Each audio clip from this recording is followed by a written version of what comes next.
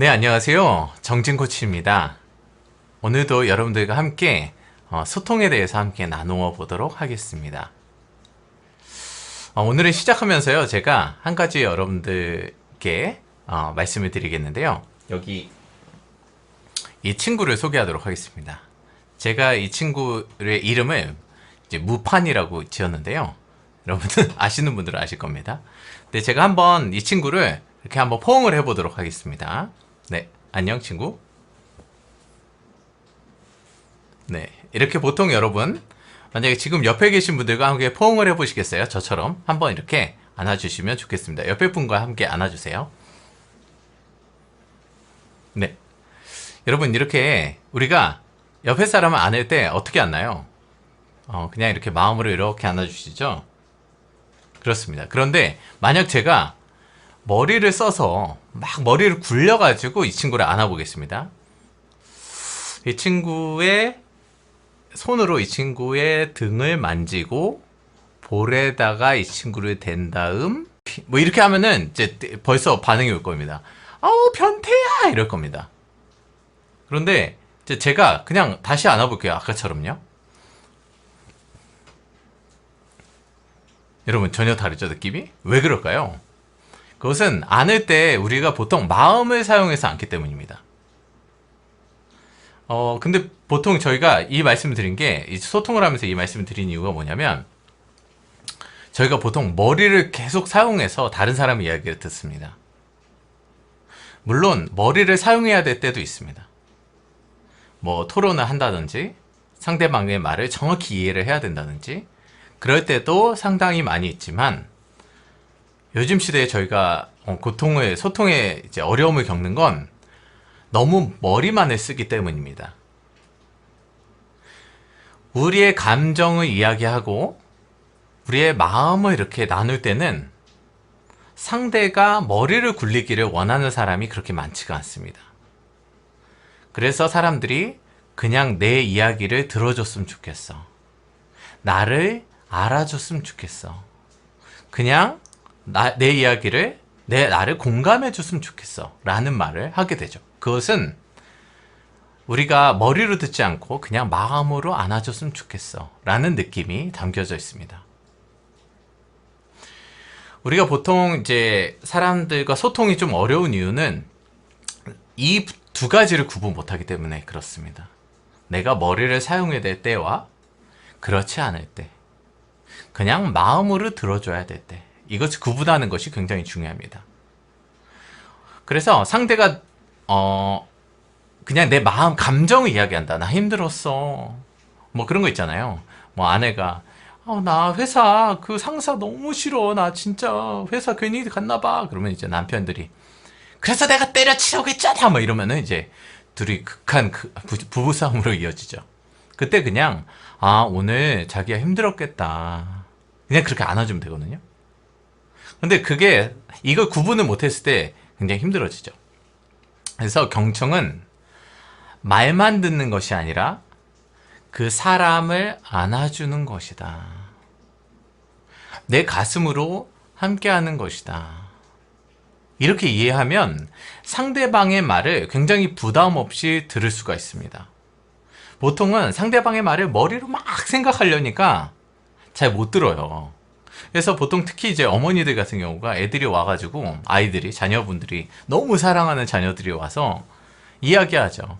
나 꿈이 뭐 우주정복이야. 뭐 나 좀비가 되고 싶어. 뭐 이런 얘기하면 쟤 왜 저렇게 쓸데없는 소리를 하지? 그래서 실제로 많은 어머니들이 와서 그런 쓸데없는 소리도 제가 계속 듣고 있어야 되나요? 라는 질문들을 많이 하세요. 왜냐면 너무 많은 이야기를 듣고 있기 때문에. 근데 그때 그냥 이렇게 해주시면 됩니다. 너가 그렇구나. 너가 좀비가 되고 싶구나. 근데 좀비가 무슨 뜻이야? 너 좀비가 되면 뭐가 좋을까? 이렇게 해주시면 되는데, 야, 어디서 쓸데없이 무슨 좀비가 된다고 뭐 이렇게 되면 이제 다툼이 생기는 거죠. 무슨 말씀인지 아셨죠? 그래서 그냥 먼저는 안아줘라. 그리고 그것이 무슨 의미인지 질문해라. 기억하셨어요? 먼저는 그냥 안아주고, 두 번째는 그것이 무슨 의미야? 무슨 뜻이야? 이렇게 질문해 주어라. 그러면 여러분 소통이 훨씬 편해지고요. 상대도 내 마음을 이해하고 있다는 느낌을 받게 됩니다. 여러분 한번 주위 분들과 오늘 이 강의를 마치고 한번 해보세요. 뭐 질문은 이런 것도 괜찮습니다. 너 뭐든지 할 수 있다면 너 뭐 하고 싶어? 너 실패하지 않는다면 무엇에 도전하고 싶어? 그런데 이제 뭐 별의별 얘기가 나올 겁니다. 뭐 세계 여행하고 싶고 뭐 하고 싶고 뭐 투명인간 되고 싶고 그러면 그게 무슨 의미야? 그것은 그렇게 되면 무엇이 좋을까? 이렇게 상대를 안아주고 질문해 주시면 됩니다. 이해되셨죠? 네, 기억하세요. 안아준다. 다음에 질문해준다. 그렇게 해주시면 좋을 것 같습니다. 저희가 이제 또 한 가지는 여러분들 해볼게요. 여러분들 한번 앞에 종이가 있으시면 여러분들 그 종이에 이렇게 병 모양, 여러분이 생각하는 병 모양을 한번 이렇게 그려보십시오. 뭐 조금 해도 되고 커도 됩니다. 이렇게 병 모양을 이렇게 쫙 그려보세요. 슉 이렇게요. 아니면 종이가 없으시면 스마트폰에 혹은 머리에 상상하셔도 됩니다. 네, 다 하셨나요? 좋습니다. 이 병 모양을 그리셨는데 이제 지금 온라인상이라 그렇지만 여러분들이 만약에 이제 같이 모여 있는데 이 병 모양을 그리시게 되면 옆에 분들과 이 병 모양이 같을까요? 다를까요? 다릅니다. 그게 비슷한 사람도 있을 수가 있어요. 근데 이제 크기나 뭐 뚜껑의 크기, 뭐 바닥의 크기 막 이런 게 다릅니다. 그래서 어떤 분들은 싸우세요. 그게 병이냐 욕 아니지 막 이러면서 서로 막 싸우시는 분도 계시고요. 이제 재밌는 일이 일어납니다. 근데 제가 질문은 왜 이렇게 병 모양이 다를까요? 제가 병이란 것을 말씀드렸잖아요. 근데 왜 병 모양이 이렇게 다 각기 다를까요? 저 강사가 뻔한 질문을 던지고 있죠. 이렇게 병 모양이 다른 이유는 각자의 생각이 달라서 그렇습니다. 경험이 다르기 때문입니다. 그런데 제가 여기서 이제 질문을 드리는 거는 이런 부분이 있습니다. 우리가 소통을 할 때 먼저 머릿속으로 상상을 한다라고 합니다. 병 모양을 먼저 상상을 하고 그 다음에 병이란 것을 입으로 이야기하죠. 그럼 듣는 사람이 병이란 것을 듣고 머릿속으로 병 모양을 상상합니다. 그런데 말한 사람이 상상한 병 모양과 내가 듣는 사람이 상상한 병 모양이 같을까요? 다를까요? 다릅니다. 우리는 같은 병을 이야기하고 있지만 다른 병 모양을 상상하고 있는 거죠. 여기까지 동의가 되시죠? 그런데 만약 여러분 지금 이 강의를 마치고 누군가의 이야기를 여러분이 듣게 됩니다. 누군가가 자신의 삶에 대한 이야기를 이렇게 상상해서 1시간 동안 내 삶은 이랬어 라고 나한테 이야기를 합니다. 그럼 내가 그 이야기를 1시간 동안 듣고 저 사람이 어땠다라고 상상을 합니다. 저 사람이 처음에 상상해서 말을 했지만 내가 들은 내용으로 상상한 것은 그 사람이 상상한 것과 내가 상상한 것이 같을까요? 다를까요? 다르다라는 것입니다. 저희는 다른 이야기를 서로 상상하고 있습니다. 같은 얘기를 하지만 다른 걸 상상하고 있습니다. 그래서 제가 주부님들 신혼부부 강의를 가면 재밌는 비유가 여러분 남편분에게 A라는 물건을 마트에 가서 사오라고 했습니다. A라는 물건을 잘 사오나요? 그러면은 막 난리가 납니다. 아니요, 뭐 쓸데없는 이상한 거 사와요. 그래서 내가 이런 거 사오랬잖아. 그러면은 뭐라 그러죠? 이거 사왔잖아. 이게 뭐 그거야. 이러면서 이제 싸우는 게 돼요. 같은 얘기를 들었지만 다른 병을 상상하고 있기 때문에 그래요. 그리고 지하철에서 막 이렇게 싸우는 연인들을 보면 대부분 내가 말했잖아. 그러면 언제? 내가 말했잖아. 언제? 이런 일이 왜 일어날까요? 그것은 우리는 서로 같은 말을 하고 듣고 있지만 다른 말을 상상하고 있기 때문입니다. 여러분 이렇게 짧은 그 병 하나도 짧은 단어인 병도 이렇게 다르게 상상하는데 우리의 인생을 이야기했을 때 한 시간 동안 내가 오늘 겪은 이야기를 상대에게 이야기를 했을 때 똑같은 얘기를 전달할 수 있을까요? 그것은 불가능합니다. 여기까지 동의가 되세요? 그러면 내가 다른 얘기를 듣고 내가 쉽사리 판단하고 상대를 그렇게 뭐랄까요? 충고하고 조언하는 것이 합리적인 행위일까요? 그것이 아니라는 것입니다. 우리는 영원히 상대를 온전히 이해할 수 없고 오해를 줄여갈 뿐입니다. 여러분, 상대를 온전히 이해할 수 없다는 그 겸손함 혹은 사실의 인식함 속에서만 상대를 들을 수가 있어요. 그리고 우리가 모릅니다. 모르면 어떻게 해야 되죠? 그러면 질문하고 들어야 됩니다. 우리가 이렇게 적은 병 모양이 달라요. 그러면 어떻게 해야 되죠? 질문해야 돼요. 너 병 모양 끝은 어때? 뚜껑이 있어? 아, 뚜껑은 어떤 모양이야?